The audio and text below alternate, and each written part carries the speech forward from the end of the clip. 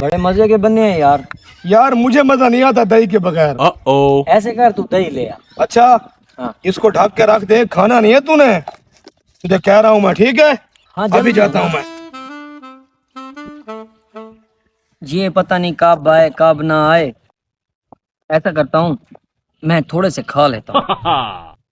थोड़े से खाऊंगा, बचा दूंगा इसको, पता भी नहीं चलेगा।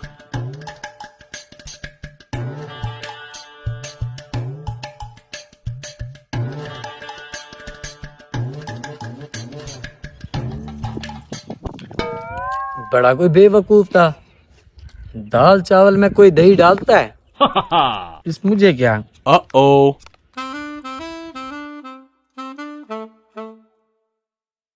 यार दही नहीं मिली, आपके लिए पानी ले आया हूँ। ठंडा। हाँ जी, चावल वैसे के वैसे पड़े हैं, आपने नहीं खाए? ये है दोस्ती। छोटा सा में दुश्मन न करे दोस्त ने वो काम मैंने टेस्ट किया था। ये टेस्ट किया था? Oh no.